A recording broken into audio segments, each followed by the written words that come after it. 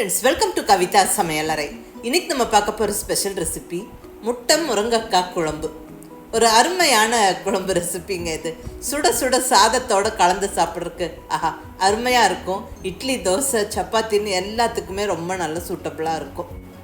இந்த குழம்புல என்ன ஸ்பெஷல்னா, இங்கே ஸ்பெஷலாக ஃப்ரெஷ்ஷான மசாலா அரைச்சி முருங்கைக்காயை தாளித்து விட்டு அதில் அந்த மசாலா சேர்த்து வேக விட்டு முருங்கைக்காய் மசாலாலாம் சேர்ந்து நல்லா வெந்ததுக்கப்புறம் வேக வச்ச முட்டையை சேர்த்து கொதிக்க விட்டு இறக்குறோம்.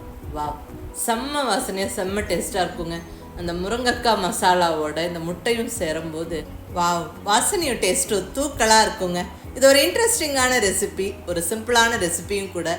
மிஸ் பண்ணாமல் ட்ரை பண்ணி பாருங்கள். நான் இன்றைக்கி நல்ல பஞ்சு போல் சாஃப்டான செட் தோசைக்கு இந்த குழம்பு செஞ்சேன். ரொம்ப ரொம்ப நல்லா இருந்தது. எங்கள் வீட்டில் எல்லோரும் என்ஜாய் பண்ணி சாப்பிட்டாங்க.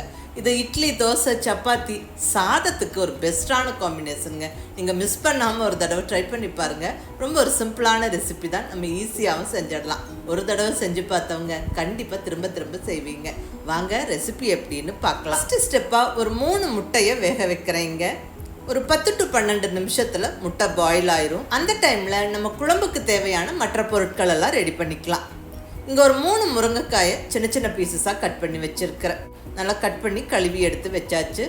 அடுத்தது குழம்புக்கு தேவையான மசாலாவை நம்ம வறுத்து அரைச்சிடலாங்க. இங்கே ஸ்டவ்வில் கடாய் வச்சாச்சு. கடாய் சூடானதுக்கப்புறம் 1 டேபிள் ஸ்பூன் அளவுக்கு எண்ணெய். இதில் ஸ்பைசஸ் எல்லாம் ஒவ்வொன்றா சேர்த்துக்கலாங்க. 2 துண்டு பட்டை, 3 கிராம்பு, 1 டீஸ்பூன் சோம்பு, 1 டீஸ்பூன் சீரகம், 1 டீஸ்பூன் மிளகு, 1 டீஸ்பூன் கசகசா. இந்த கசகசா இருந்தால் சேர்த்துக்கங்க, இல்லைன்னா ஸ்கிப் பண்ணிக்கலாம். அடுத்ததாக ஒரு 1 இன்ச்சு சைஸ் இஞ்சியை தோல் சீவிட்டு சின்ன சின்ன பீசஸாக கட் பண்ணி சேர்த்துக்கிறேன். கூடவே 6-7 பல் பூண்டு. இப்போ நம்ம சேர்த்துக்கிட்ட ஸ்பைசஸ் கூடவே அந்த இஞ்சி பூண்டு எல்லாம் எண்ணெயில் நல்லா வறுத்து விட்டுருவோம். ஒரு 2 நிமிஷம் போல் நல்லா வறுபட்டு வரட்டும். இப்போ இதில் வெங்காயம் சேர்த்துக்குவாங்க. ஒரு 150 கிராம் அளவுக்கு சின்ன வெங்காயம் சேர்த்துக்கிறேன். இப்படி குழம்புக்கெல்லாம் வதக்கி அரைக்கும் போது சின்ன வெங்காயம் சேர்த்தா ரொம்ப நல்லா டேஸ்ட்டாக இருக்கும். பட் பெரிய வெங்காயமும் சேர்த்துக்கலாம். சின்ன வெங்காயம் இல்லைன்னா நீங்கள் பெரிய வெங்காயமும் சேர்த்துக்கலாம். நான் இங்கே ஒரு அரை பெரிய வெங்காயத்தையும் கட் பண்ணி போட்டுக்கிறேன். ஸோ மொத்தமாக ஒரு 200 கிராம் அளவுக்கு வெங்காயம் சேர்த்துருக்குறேங்க.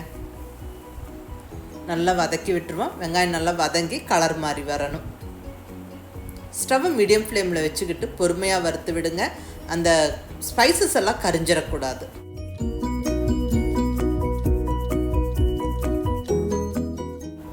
பாருங்கள், வெங்காயம் எல்லாம் நல்லா இந்த அளவுக்கு வதங்கினதுக்கப்புறம் இப்போ இதில் 2 மீடியம் சைஸ் தக்காளியை ஓரளவுக்கு சின்ன சின்ன பீசஸாக கட் பண்ணி சேர்த்துருவோம். வெங்காயம் நல்லா கொஞ்சம் சாஃப்ட் ஆகிற வரைக்கும் வதங்கி வரட்டும். இந்த வெங்காயம் தக்காளியெல்லாம் கொஞ்சம் குயிக்காக வதங்கி வர்றதுக்கு கொஞ்சம் உப்பு சேர்த்து விட்டுருவோம். ஸோ குயிக்காக வதங்கி சாஃப்ட் ஆகிடும். இங்கே நான் ஒரு 1/2 ஸ்பூன் உப்பு சேர்த்துருக்குறேன். உப்பு சேர்த்து ஒரு 2 நிமிஷம் ஸ்டவ்வை மீடியம் ஃப்ளேமில் வச்சுக்கிட்டு நல்லா வதக்கி விட்டுருவோம். தக்காளியெல்லாம் குயிக்காக சாஃப்டாக வதங்கிடும். இப்போ இதில் தேங்காய் சேர்த்துக்கலாங்க. ஒரு 1/2 கப் அளவுக்கு தேங்காய் பீசஸ் சேர்த்துக்கிறேன். துருவின தேங்காய்னா ஒரு 4 டேபிள் ஸ்பூன் அளவுக்கு சேர்த்துக்கோங்க. தேங்காய் சேர்த்தும் ஒரு 2 நிமிஷம் நல்லா வதக்கி விட்டுட்டு இப்போ இதில் மசாலா பொடியெல்லாம் ஒன்றா சேர்த்துக்குவோம்.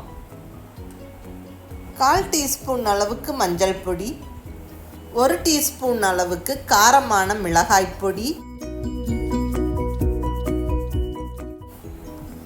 1/2 டீஸ்பூன் அளவுக்கு காஷ்மீரி சில்லி பவுடர் கலருக்காக, கூடவே 1/2 டீஸ்பூன் அளவுக்கு மல்லிப்பொடி. இந்த மசாலா பொடியெல்லாம் சேர்த்து விட்டுட்டு ஒரு ஃபியூ செகண்ட்ஸ் மட்டுமே வறுத்து விட்டுட்டு இம்மீடியட்டாக நம்ம ஸ்டவ்வை ஆஃப் பண்ணிடுவோம். வதக்கி வச்சுருக்கிற மசாலா பொருட்கள் எல்லாம் ஓரளவுக்கு நல்லா ஆறுனதுக்கப்புறம் கம்ப்ளீட்டாக மிக்ஸி ஜாரில் சேர்த்துருவோம்.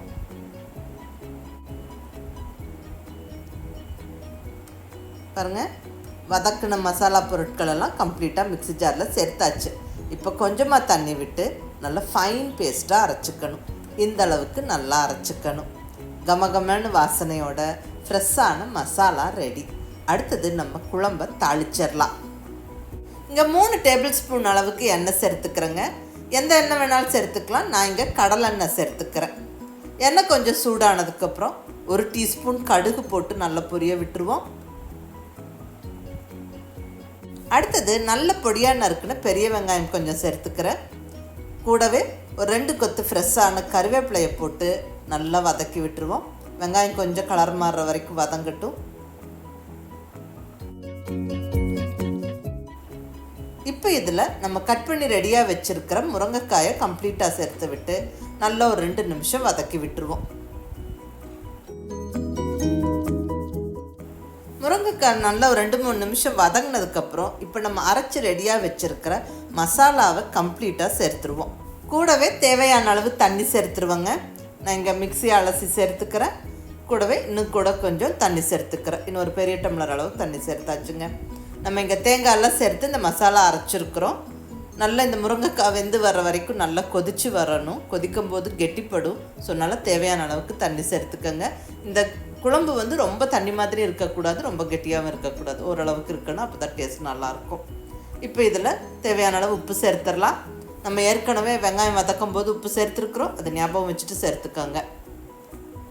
நல்லா மூடியை போட்டு விட்டு ஒரு 10 நிமிஷம் கொதிக்க விட்டுருவோம். ஸ்டவ்வு சிம்மில் இருக்கட்டும். அந்த டைமில் நம்ம முட்டையை ரெடி பண்ணிக்கலாங்க. இங்கே வேக வச்சு தோலெல்லாம் எடுத்து முட்டையை ரெடி பண்ணி வச்சுருக்குறோம். அதில் மேலே லைட்டாக அப்படி கீறி விட்டுருவோம்.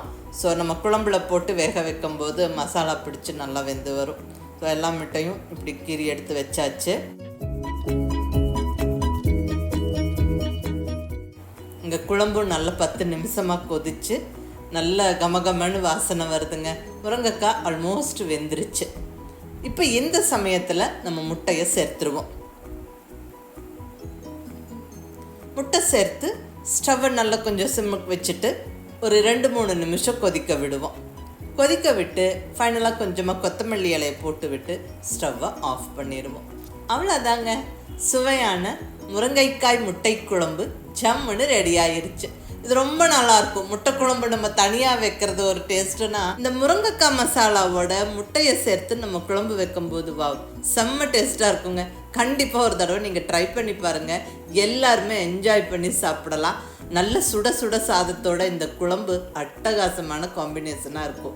இட்லி தோசைக்கும் நல்லா இருக்குங்க. நான் இன்னைக்கு நல்ல பஞ்சு போல் சாஃப்டான செட் தோசைக்கு எங்கள் வீட்டில் இந்த குழம்பு செஞ்சேன். நாங்கள் எல்லோரும் என்ஜாய் பண்ணி சாப்பிட்டோம். நீங்களும் மிஸ் பண்ணாமல் இந்த ரெசிபியை ட்ரை பண்ணி பாருங்கள். ரொம்ப ஒரு சிம்பிளான ரெசிபி தாங்க. மசாலா வதக்கி அரைச்சிட்டு நம்ம டக்குன்னு இந்த குழம்பு செஞ்சிடலாம். சாதம், இட்லி, தோசை, சப்பாத்தின்னு எல்லாத்துக்குமே ரொம்ப நல்லா பொருத்தமாக இருக்குங்க. மிஸ் பண்ணாமல் ட்ரை பண்ணி பாருங்கள். கண்டிப்பாக ஒரு தடவை செஞ்சிங்கன்னா திரும்ப திரும்ப செய்வீங்க. செஞ்சு பார்த்துட்டு எப்படி இருந்ததுன்னு உங்கள் ஃபீட்பேக் சொல்லுங்கள். பிடிச்சிருந்தா லைக் பண்ணி, ஷேர் பண்ணி, கமெண்ட் பண்ணுங்கள். கவிதா சமையலறை சப்ஸ்கிரைப் பண்ணி என்னுடைய மற்ற ரெசிபிஸும் வீடியோஸும் பாருங்கள். தேங்க்யூ.